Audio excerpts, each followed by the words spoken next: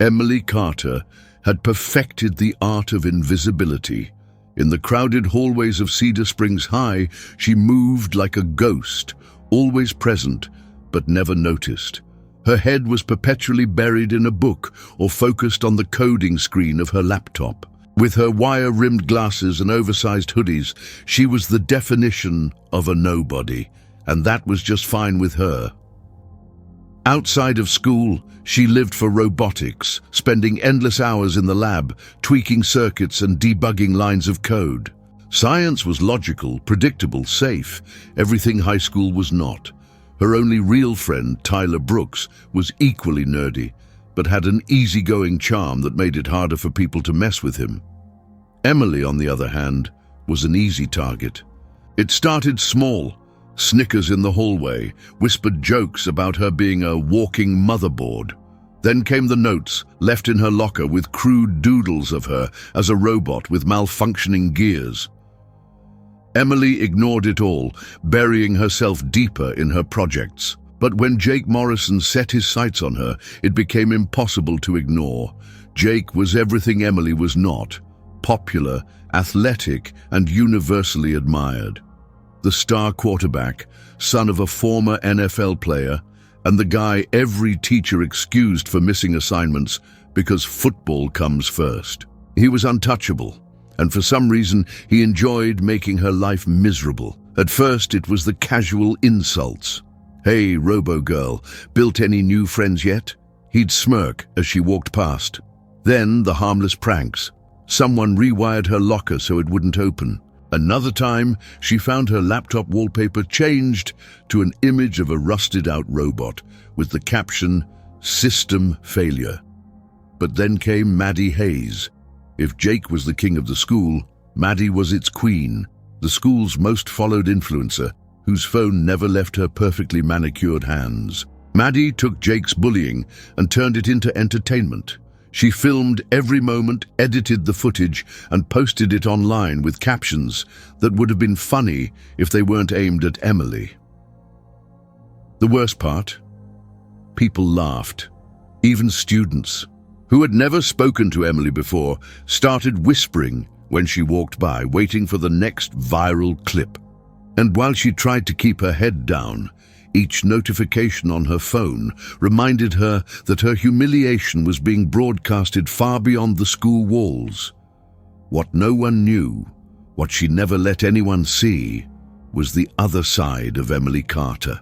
3 times a week, in a small, no-frills gym on the edge of town, Emily trained with her grandfather, Frank Carter, a retired military officer and expert in Krav Maga. While most girls her age spent weekends at the mall, Emily spent them learning how to disarm an attacker twice her size. Her grandfather was old school, strict, disciplined, and never one for soft encouragement. "You don't fight to win, Emily," he told her once as they stood in front of the gym's punching bag, his voice gravelly from years of barking orders. "You fight to survive." She never questioned why he taught her. Maybe he saw something in her, an unspoken need to be stronger than the world thought she was. But she never used it outside the gym, never even considered it, until the morning she saw the poster. It was plastered on the front doors of the school, bold and impossible to miss. Her face photoshopped into the body of a rusted robot, wires sparking from her head. The words beneath it read, "Robo-Girl, programmed to lose." Laughter rippled through the crowd as students gathered around, phones already out to snap pictures. Her chest tightened, heat rising to her face.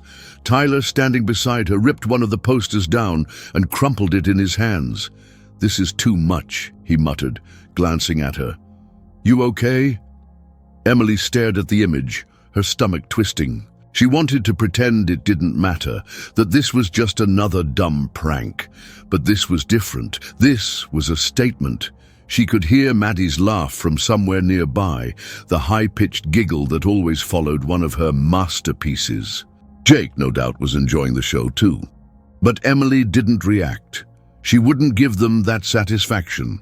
Without a word, she turned and walked away, keeping her head high even as her hands clenched into fists. That afternoon, she skipped robotics. She didn't have it in her to face the lab, not when she knew she'd just sit there replaying the moment over and over again. Instead, she went home, where she found her grandfather in the backyard, wrapped in his usual routine, shadowboxing against an invisible opponent. He noticed her before she even spoke. "Rough day?" he asked, still moving through his drills. Emily hesitated before nodding. Without another word, he reached into his gym bag and pulled out a pair of training gloves. Then he tossed them to her. She caught them. For a long moment, she just stood there gripping the worn leather. Then slowly she slipped them on. Her grandfather nodded in approval. "Good," he said. "Now let's get to work." Emily had spent years perfecting the art of endurance, enduring the whispers, the snickers, the casual cruelty of high school. But as she stared at the wreckage of her robotics project, she realized endurance had its limits. The lab, her sanctuary, was now a disaster zone. Wires hung from broken circuit boards like severed veins, metal casings lay dented and scattered, and the delicate motherboard, the heart of her project, had been smashed beyond repair. The screen that once displayed hours of careful programming now flickered with a fatal error message. A sharp breath hitched in her throat. She didn't need to ask who had done it. The answer was standing right outside the lab window. Jake Morrison and his usual entourage leaned against the lockers, their laughter muffled through the glass. Maddie Hayes, ever the documentarian of destruction, held up her phone, recording Emily's reaction with a satisfied smirk. She clenched her fists so tightly her nails bit into her palms. Tyler stormed in behind her, skidding to a halt when he saw the wreckage. His expression darkened as he turned toward the window. "This is too far," he muttered. "We have to tell someone." Emily exhaled slowly, forcing herself to stay calm. "Tell who?" she said, voice low. "The teachers? The principal? You think they'll do anything?" Tyler hesitated. He knew the truth as well as she did.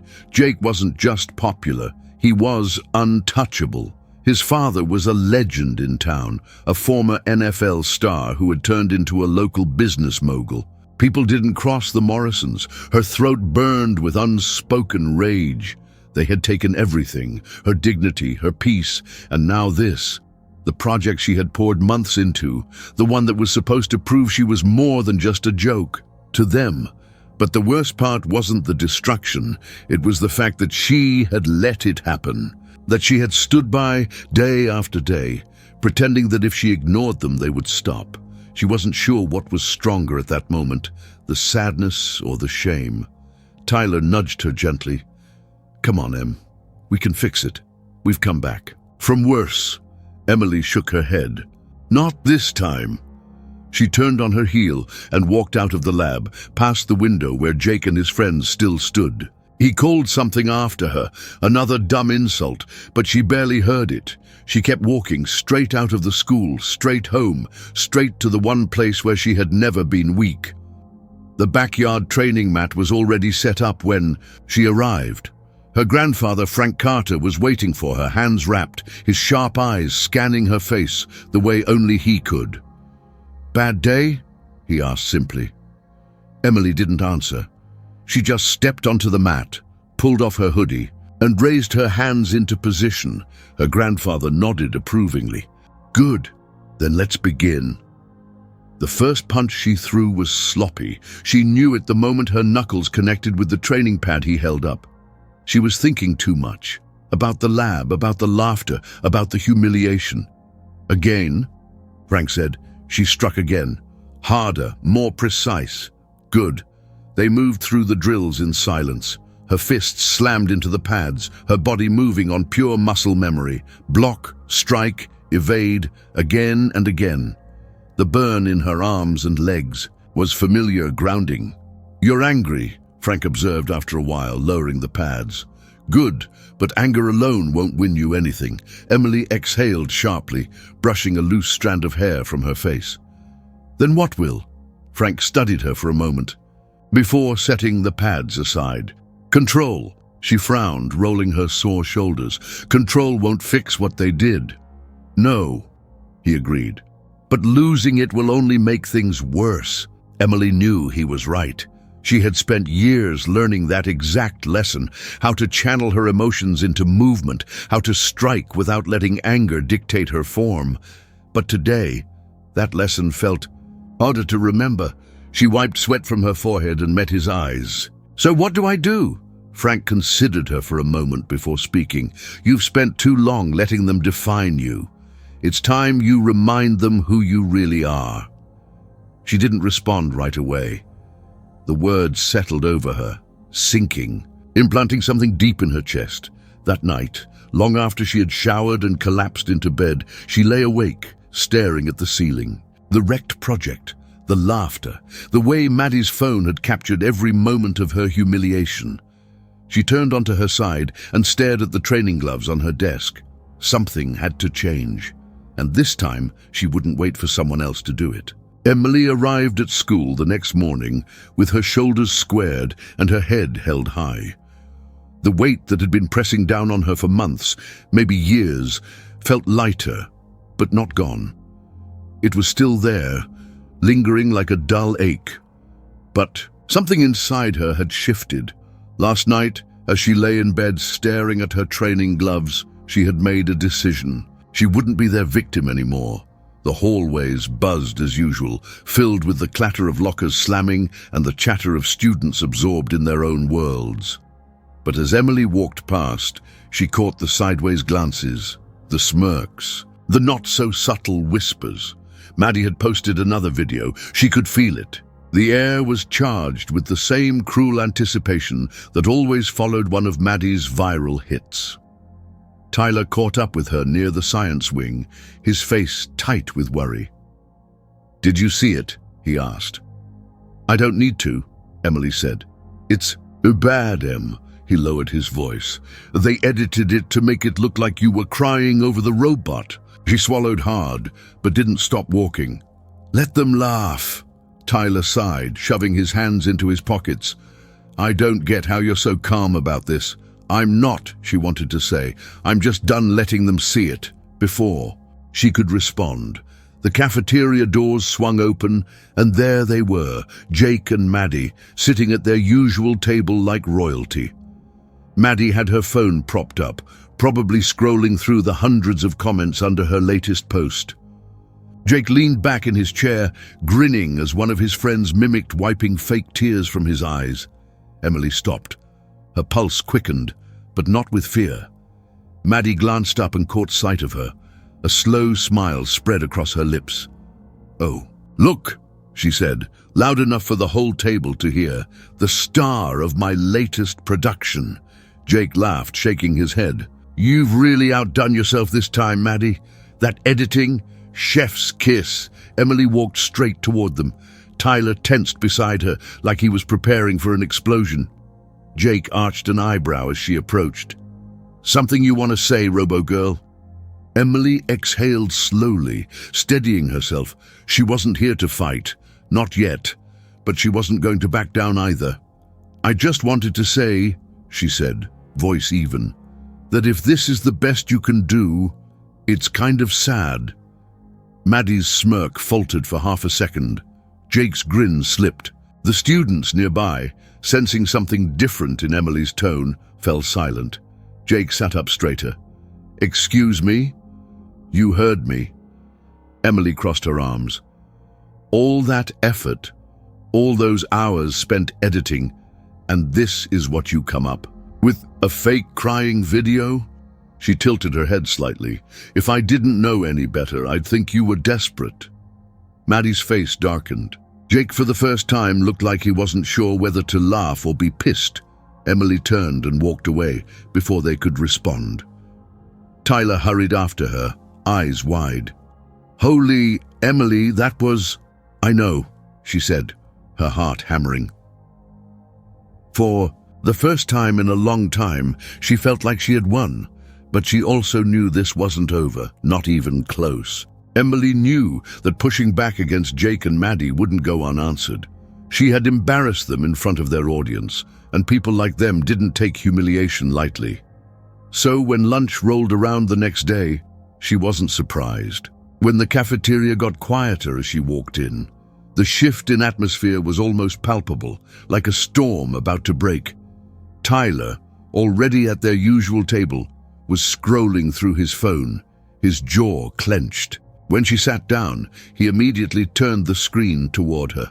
"They're not letting this go." Emily stared at the video playing. It was another one of Maddie's creations, this time spliced with footage from old sci-fi movies, making her look like a malfunctioning android. The captions read, "Error 404, social skills not found and warning robot overheating from embarrassment." It had already racked up thousands of views. The comments were worse. She set the phone down. "Let them have their fun." Tyler exhaled sharply. "Emily, this is getting out of control." She wasn't sure how to tell him that she had already decided how this would end, that she wasn't planning to let them walk all over her anymore. She wasn't sure she had ever been planning. Really. It had just taken her this long to figure it out. Then, as if the universe had been waiting for the perfect moment to test her resolve, Jake's voice rang out across the cafeteria. "Hey, Robo-Girl!" A hush fell over the room. Emily turned slowly. Jake was standing near the middle of the cafeteria, arms crossed, that familiar cocky grin plastered on his face. Maddie was beside him, phone raised, already recording. "Since you're feeling so bold lately," Jake continued, "I thought maybe you'd like to join us for a little demonstration." One of his friends, a linebacker built like a tank, stepped forward and placed a laptop on an empty table. Emily didn't need to ask what was on it. The way people started murmuring, the way Maddie's smirk widened, told her everything she needed to know. They were about to play the video. For a split second, something cold and heavy settled in her chest. This wasn't just about a stupid meme anymore. This was about control, about power, and she was done letting them have it. She stood, slowly, deliberately. The cafeteria felt too quiet, too expectant. She could feel Tyler watching her, feel the weight of 100 pairs of eyes waiting to see if she would finally crack. She walked toward Jake. He straightened slightly, like he hadn't actually expected her to come to him. But he covered his surprise quickly, flashing that easy, arrogant smile. "That's more like it." Emily stopped just a few feet away. She could hear Maddie's phone still recording, could see the anticipation in everyone's faces. She looked at the laptop, then at Jake. Then she reached out and slammed the screen shut. The sound echoed in the silence. A flicker of irritation crossed Jake's face, but he covered it with a laugh. "What's the matter? Afraid people will see the real you?" Emily met his gaze, unflinching. "I think we both know people are already seeing the real you." The murmurs started immediately. Jake's smile faltered for the briefest moment before he scoffed, shaking his head. "You really don't know when to quit, do you?" Emily tilted her head. "Do you?" The tension snapped. Jake's expression darkened, his usual easy confidence cracking around the edges. The room had stopped, feeling like his playground. Then, before anyone could react, he stepped forward and shoved her. Hard. Emily barely stumbled. She had spent too many years training to be caught off balance by something so basic. But the cafeteria collectively gasped, the energy shifting from amused anticipation to something sharper. She inhaled deeply, steadying herself. Every instinct screamed at her to move, to strike, to take him down then and there, but she wouldn't let him dictate this moment. Jake took another step, like he was daring her to react. His voice dropped, low enough that only she could hear. "You think you're untouchable now? That just because you talk back a few times, you're someone?" Emily stared at him, her heart steady. Then, in a voice just as quiet, she said, "I don't think, I know." The bell rang, shattering the moment. Jake hesitated, jaw tight, but he stepped back, hands clenched at his sides. Emily turned and walked away without another word. And this time, when she left the cafeteria, she wasn't running. Emily knew Jake wasn't done with her. The moment she walked out of the cafeteria, she could feel it in the way the tension still hung in the air, in the weight of 100 stares burning into her back. Jake had never been challenged like that before. Not publicly, not by someone like her. And someone like him didn't take a blow to his ego lightly. Tyler caught up with her just outside the science wing, his face tight with a mix of disbelief and worry. "Okay," he said, glancing over his shoulder. "I don't know whether to be impressed or terrified for you." Emily exhaled, feeling the adrenaline still humming beneath her skin. "I think both are valid." Tyler shook his head. "You know he's not going to let this go, right?" "I know," and she was right. That afternoon, as she walked out to the parking lot, the storm finally broke. She had just reached her bike when she heard footsteps, more than one pair. Emily turned, already knowing what she'd see. Jake, his usual entourage. Maddie a few steps behind them, phone in hand, ready to capture whatever was about to happen. The late afternoon sun cast long shadows across the pavement. The parking lot was mostly empty now, only a few scattered cars remaining. No teachers, no crowds, just them. Jake rolled his shoulders, his grin all teeth. "You made a mistake today, Robo-Girl." Emily didn't move. "That's funny," she said, tilting her head slightly, "because it kind of feels like you did." Jake's jaw tightened. "You think you're tough now, just because you got a few good lines in?" She didn't answer. She just watched him, studied him. The way his fists flexed at his sides. The way he shifted his weight, trying to make himself look even bigger than he already was. He was looking for a reaction, for fear. She wasn't going to give it to him. Jake exhaled sharply through his nose, then stepped closer. Too close. "Let me explain something to you, nerd," he murmured. "This is my school, my rules, and you're nothing." Emily felt the shift a split second before it happened. The way his weight shifted onto his back foot, the twitch in his shoulder. Then he moved. Jake grabbed for her. Emily reacted on instinct. She stepped to the side in a smooth, precise motion, her foot sweeping behind his. A sharp pivot of her hips, a calculated shift in leverage. Jake's balance shattered. He hit the pavement hard, the breath leaving him in a sharp exhale. Silence. Maddie's phone was still raised, but her mouth hung open. Jake's friends stood frozen, as if their brains couldn't quite compute what had just happened. Jake groaned, rolling onto his hands and knees. His face was red, part rage, part humiliation. He looked up at her, and for the first time, there was something behind his eyes other than arrogance. Emily took a slow step back. "You can get up now," she said. "Unless you'd rather stay down." Maddie made a strangled noise. Are you seriously just letting her?" Jake shoved himself to his feet, chest rising and falling. Rapidly, his fists clenched. For a second, Emily thought he might actually swing. She was ready if he did, but then something in him seemed to break. Maybe it was the realization that she wasn't afraid of him. Maybe it was the phone still recording. Maybe it was the way his own friends hesitated, their faith in his invincibility cracking at the edges. Whatever it was, he let out a sharp breath, then turned abruptly and stormed off. Maddie hesitated, like she wasn't sure whether to follow or keep filming. In the end, she let out an annoyed scoff and walked away, phone still clutched in her manicured hand. Jake's friends lingered a moment longer before one of them muttered, "Dude, let's just go," and they hurried after him. Emily stood there, heart-pounding, watching them disappear. She had won, but for the first time she wasn't sure if that was a good thing. The aftermath of the video lingered like a storm that had passed, but left the sky heavy with the promise of more rain. The school hallways weren't the same. The usual hierarchy had been shaken, and Emily could feel the shift in the way people looked at her. Some regarded her with admiration, others with cautious curiosity, and a few with outright discomfort. But Jake was different. She had expected rage, some dramatic attempt to reclaim his dominance, maybe another push, another confrontation.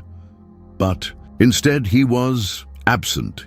He still came to school, still sat at his usual lunch table with his teammates, but he was quieter now, withdrawn. The easy arrogance he had always carried was gone, replaced by something unreadable. Maddie, on the other hand, wasn't ready to surrender.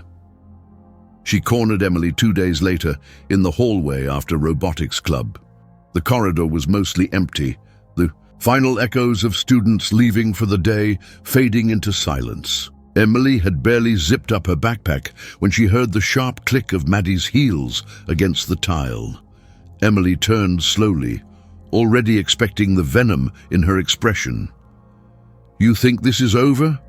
Maddie asked, her voice smooth but coiled. Tight with anger, Emily exhaled through her nose. "You people keep saying that like I ever wanted any of this in the first place." Maddie's lips curled into something that wasn't quite a smile. "You humiliated Jake. You think people are just going to let that go?" Emily tilted her head slightly. "You mean you won't let it go?" Maddie scoffed, crossing her arms.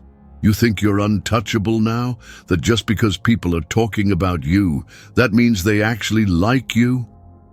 Emily studied her for a moment, then shook her head. "That's what this is about, isn't it? The attention?" Maddie stiffened just slightly. Emily continued, "You don't care about Jake. You don't even care about what happened. You just don't like that for once. People are talking about someone else instead of you." Maddie's eyes flashed, but she didn't deny it. Emily sighed, adjusting the strap of her backpack. "You can keep trying to tear me down, Maddie. Keep posting, keep whispering, keep playing your little games. But it won't change anything. And honestly, I don't think you even believe it will." Maddie's jaw tightened. For a second, Emily thought she might actually slap her. But then Maddie just let out a sharp, humorless laugh. "You really think you've won?" Emily held her gaze. "I think I don't need to play anymore." And with that, she turned and walked away. Maddie didn't follow. For the first time in a long time, Emily felt free. She didn't check Maddie's social media that night. She didn't care what was being said about her. The version of Emily Carter who used to flinch at every comment, who used to shrink under the weight of their words. She wasn't that girl anymore. But the biggest surprise came the next morning. Jake was waiting for her, not in an ambush, not with a group of his friends, not with a cruel smirk ready to cut her down. He was alone, standing by her locker, his hands shoved deep into his jacket pockets. He looked different, less like the guy who used to rule the hallways, and more like someone who had spent the last few days actually thinking. Emily slowed as she approached. "If this is a rematch, I should warn you. I don't think the outcome will be any different." Jake let out a breath of something that almost sounded like a laugh. "I'm not here to fight you." That was unexpected. She raised an eyebrow. "Then why are you here?" Jake hesitated, shifting his weight slightly. He looked uncomfortable. Finally, he sighed. "Look, I don't know why I did all that stuff to you." He frowned, like he hated even admitting it. "I mean, I do. It was easy, and I guess it made me feel like I was in control of something." Emily crossed her arms. "That's a pretty terrible reason." Jake let out another breath, nodding slightly. "Yeah, I know." For the first time since this whole thing started, he actually looked her in the eyes. Really looked. "I don't expect you to forgive me," he said. I don't know. I just wanted to say I get it now." Emily studied him, searching for some sign of insincerity. She didn't find one. She could have said 100 things in that moment, could have pointed out every awful thing he had done, could have demanded some kind of grand apology. Instead, she just gave him a small nod. Jake nodded back, then exhaled, sharply rubbing the back of his neck. "Guess I'll see you around, robo-girl." Emily snorted, shaking her head. "Guess so, quarterback." And with that, he walked away. Emily stood there for a moment, processing everything. Then she turned to her locker, opened it, and pulled out her robotics notebook.